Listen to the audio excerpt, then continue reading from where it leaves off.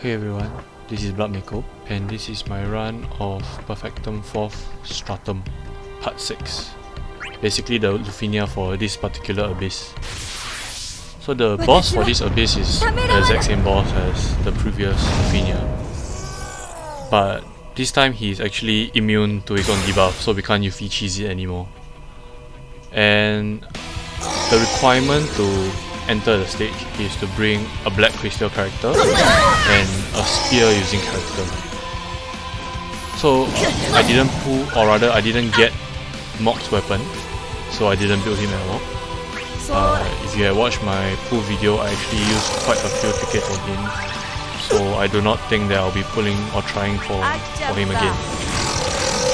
So I decided to use Terra, Aranea and Elnash. So I brought Elnash because it's very similar to cheesing the boss, in the sense that what we're gonna do is just keep applying Terror on him and make sure that he doesn't get a turn. Another way to do this is to basically HP silence him, which I actually tried with Aranea, but towards the end of the fight, at about 19%, I didn't have... Oh well, the op countdown was too low for me to be able to complete the fight. I mean, I would probably be able to do it if I actually plan my call and my summon better, because I actually brought a Radius call, which I actually used a little too early in the fight. I used it, I believe, when the boss was 90-ish%. That was because I didn't want to use Terra's LD, and also partly because Radia's core is quite unique, in the sense that her core is not, or rather her core buff is not her icon below the character. It actually buffs the characters, or the party that you brought. So I decided to use Autonomous Strat. I decided to use this particular team, and to also burst with Terra early on, because in my previous run with Asiela, I actually burst with Terra after the boss reactivated his orb, and I was doing pathetic damage. I couldn't make it the 1 million damage as compared to right now, bursting immediately, or almost immediately, just to get the boss to 79%. I think it's a really good strat to just burst early on and try and brute force your way through the first orb.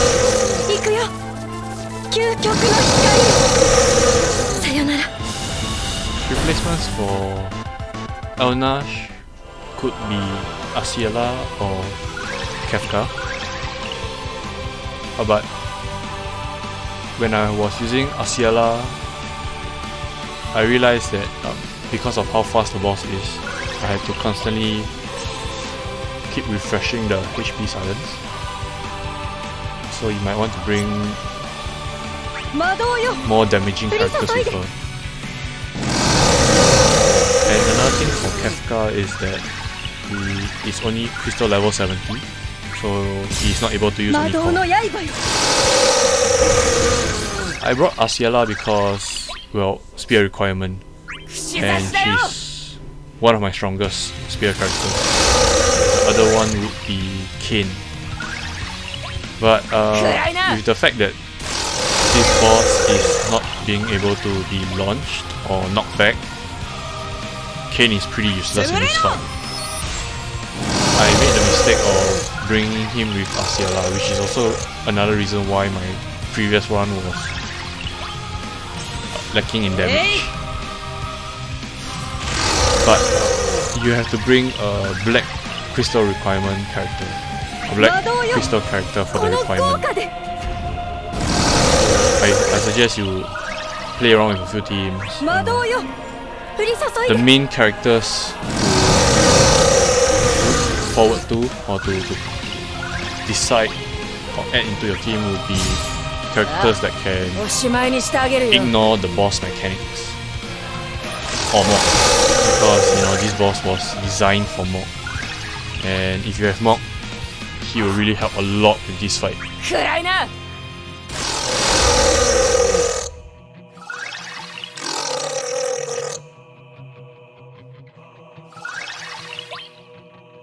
Hey!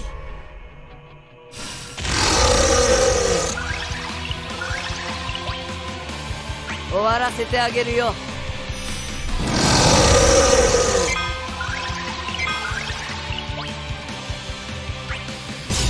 魔導の刃よ。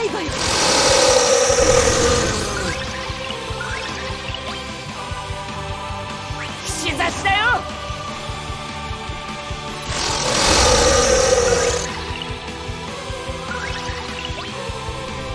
If you're going to do the same strat as me, you just have to be very careful with Elna's Terror debuff, because it only lasts for 2 turns, which is also not a lot, seeing as how fast this boss goes, even with Leviathan active. Which is also why I was using Leviathan as a panic button in case Elnash is not able to get his EX in time. I will just EX, or rather I will just summon, preferably when the boss op count is low, just so that I can crash it to 20 and also to try and get Elna's EX as soon as possible. Another thing that I didn't know because of how little I used Elnash was that his LD does not inflict terror. It only inflicts warp. So you gotta be very careful with that.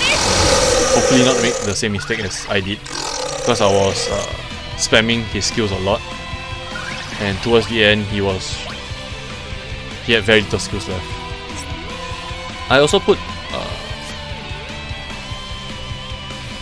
Rydia's Call on him, because I expected, well, you can either put it on him or Aranea, because my initial thought when I put Rydia was that she would get a call icon at the bottom. So now that I think about it, it doesn't really matter who you put it on. But you will want to use Rydia's Call and then spam with Terra, which is why you see me saving so many of her LDs for the later part of the fight. It is solely to just try and burst the boss down as soon as possible, or as fast as possible. You saw that I also actually brought Paladin Cecile's Call, and that's mainly just to build up. Mainly because at the beginning of the fight, the boss does a very painful AoE and his annoying debuff, the percentage one which we cheese with AP. Yeah, Paladin Cecile is just there to heal all the damage up, because if all goes well, the boss should not take another turn again. And I would suggest that you use his call before the op count is active, just so that you have 1 or 2 turns to damage the boss, rather than you have to worry about the op count even while you're trying to use the call.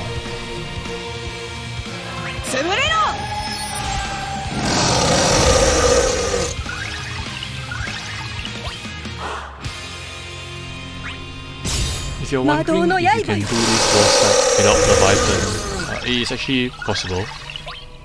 For me, I actually brought Leviathan as a backup plan, in case Rydia's Call is not enough, because there's no one else that can really enchant the person or the party as a call, other than Rydia, I believe. However, if you do not want to bring Leviathan, you can always bring the 2 summons that we have that does HP damage, Ramu and Diablos. They work more or less exactly the same as Leviathan, other than them not increasing the op count. But they're there for you to have some breathing room on the off chance that Terror is not up, because you can see I was spamming his EX. As long as it's up, I would just spam it. Which on hindsight, I might not, or rather I should not. And if I would do it again, which I would not, obviously, I really don't like this fight. But if I were to be smarter, I would hold the EX for when the Terror debuffs drop off, so that I can just reapply it on call and not have to keep worrying about whether I'll be able to get the EX up in time. As for Aranea, she's there for as my damage dealer, because spear are boosted in this boss fight. Because the developers really want you to bring Mok or someone like Aranea to do as much damage as possible. Because as you can see, Aranea was hitting cap damage, but Terra, who is not boosted, is hitting for about 5k. So there is quite a huge difference in damage numbers, because Aranea is also able to keep going again and again, even though the boss is not getting delayed, because she is still breaking the boss, which still gives her the free second turn, which makes Aranea actually really good for this fight. As you can see that my turn count is actually very low at 25-26 turns currently. I know that there's no turn count or HP requirement for this boss fight, but I'm pretty sure it affects the overall score after the fight. So I would suggest that you pay attention to your HP, pay attention to the turn count, just so that you don't have to worry about going into the boss fight already, just cause you missed the score by a couple of thousand, which is very wasted.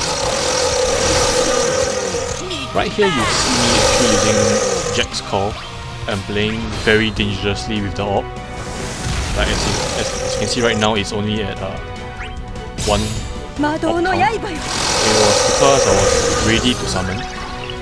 I know that I actually said that it was my panic button, but I wanted to fully utilize, or rather I wanted to make sure that I get the most out of this summon. In the sense that I wanted the orb count to be from 1 to 20, so that I'll have more breathing room later on, because I still have Reader's Core ability active.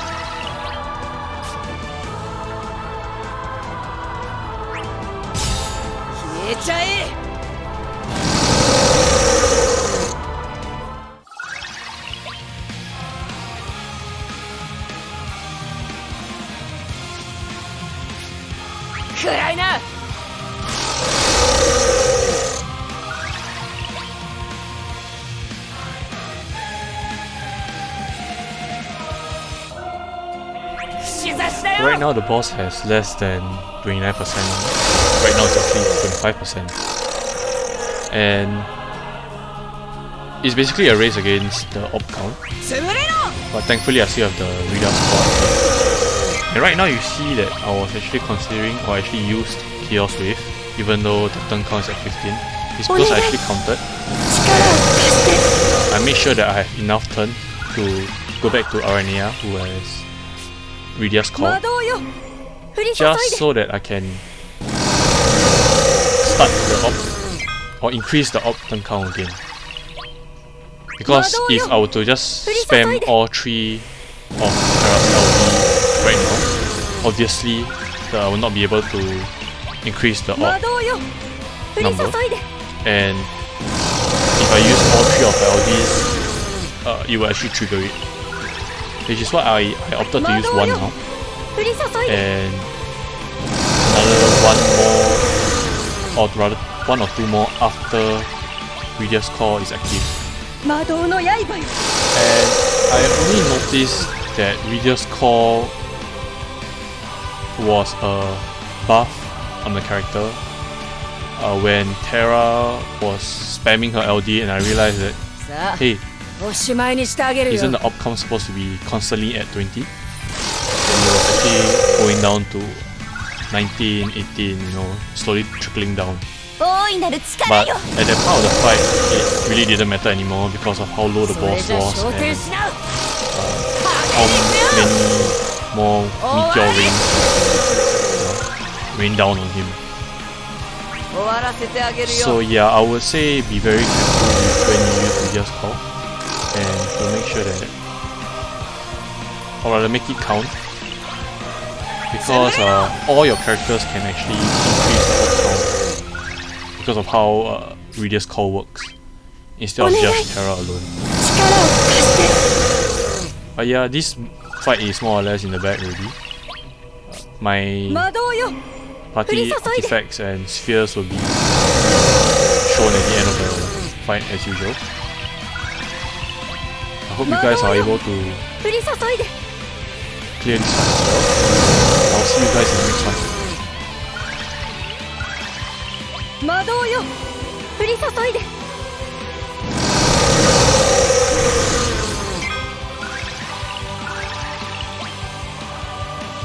魔導よ降り注いで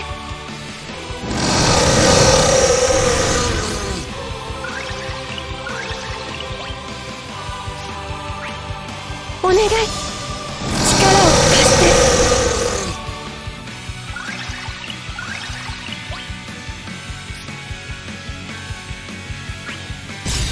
魔導の刃よ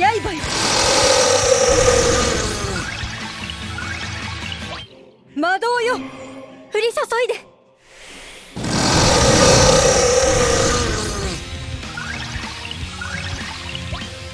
魔導よ降り注いで